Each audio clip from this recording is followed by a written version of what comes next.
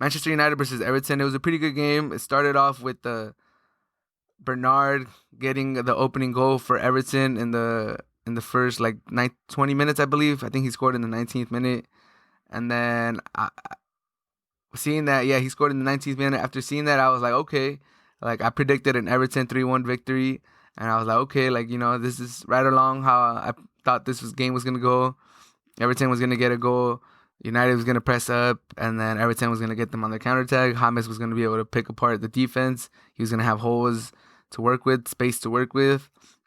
But unfortunately for Everton, Bruno Fernandes got the tying goal 6 minutes afterwards. A beautiful cross by Luke Shaw. And then Fernandes sneaks into the box, open header, places it beautifully on the right side of the goal. And after that, it was just Manchester United kind of took over, took the lead. 7 minutes later, in the 32nd minute, Bruno Fernandes with the cross for Rashford goes untouched, and then it just keeps going into the back of the net. And then after that, Everton was playing from behind, trying to get the equalizing goal. And then in stoppage time, they're sending a lot of people forward. They're sending a lot of people forward to get the tying goal, and they get caught on a counterattack. And Cavani scores his first goal for United, puts the game away, 3-1 victory for United. And good for United. They had struggled in the middle of the week. They had struggled in Champions League. Everybody was calling for Ole's job. And as far as Everton, this is the Everton that we all know. This is the Everton that we're familiar with. 3 straight defeats after their hot start. And before those 3 straight defeats, they had a tie. So they've managed to get 1 point out of their last 12. And they've fallen from 1st to 7th. And everybody was struggling to start the season. So their first place was kind of like a little asterisk. It wasn't like a first place in a regular season where the top 6 start in their best form and Everton was leading. Teams were already, the top 6 teams were struggling. And now they're getting into form. So Everton dropping to 7th. I don't see them fighting back and crawling back into the top 4 spot. I see them, if anything, just the highest I see Everton going is maybe 5th or 6th. And then the lowest is probably 10th or 11th. That's right where they belong, in my opinion. When people were asking if they had a chance to win the league after their hot start, I kind of said I was hesitant to even say top 4 just because in the Premier League, you need a lot of squad depth. You need a lot of players that could come in when you get an injured player, when players get suspended, or if somebody comes and takes your player in the January transfer market. You gotta have squad depth to offset the losses, like I said, of injury or suspension. And they had both. They had Richarlison was gone for suspension because of his harsh tackle against Liverpool. And then they had some injuries, and it just the players that came in to replace those players, their bench players, their squad players, didn't have the quality, didn't have the chemistry to make up for those losses. And now 1 point out of 12, seventh place now. It's looking rough for Everton. I don't see them mounting a comeback as the season progresses.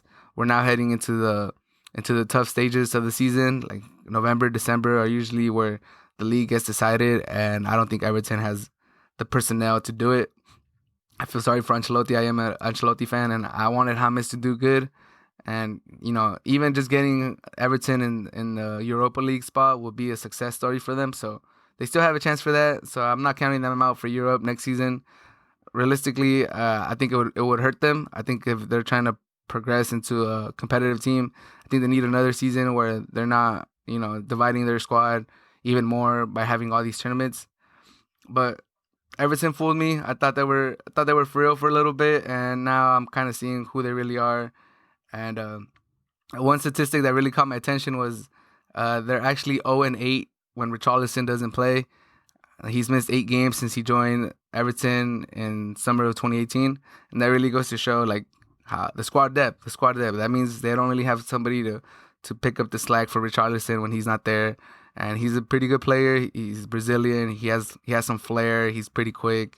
He adds a lot to their offensive trio. So I think in January, if they're still in the battle, if they somehow manage to stay lurking, maybe 5th or 4th or in the top 6, they should definitely invest in some players.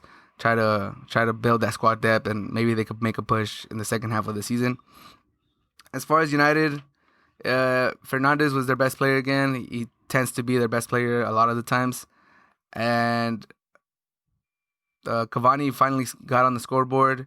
I think he's going to be great for them. I predict that he's going to be good for them. I think he still has a lot to offer. He's one of the most prolific scorers of his generation. And as far as Oli go, I still think he should go. The team seems to respond when he's about to get fired. After they lost to Tottenham, after they lost 6-1 to Tottenham, they beat Newcastle 4-1, and then they got some convincing wins in Champions League against PSG and Red Bull. But then they lose to Arsenal, and then they lose to Istanbul, Basaksehir. Sorry, I'm mispronouncing the name. And then they respond against Everton. But this roller coaster that United keeps going on is the lows are too low, the highs are not high enough, and I don't think he's a man for the job. I don't know how much longer they're gonna ride this program out, ride this coach out. But I've kind of lost faith in Ole, and I think they should make a transition and maybe get Pochettino, maybe get somebody else. But I just don't think he's the man for the job. But just some takeaways. Now we're going into the international break. United still has a long way to climb on the table for where they want to be, and Everton they're falling, and it looks like you got to sell your stock now before it keeps getting lower. But yeah, it was a pretty good game. Shout out to United for saving Ole's job, and Everton, you got to pick it up.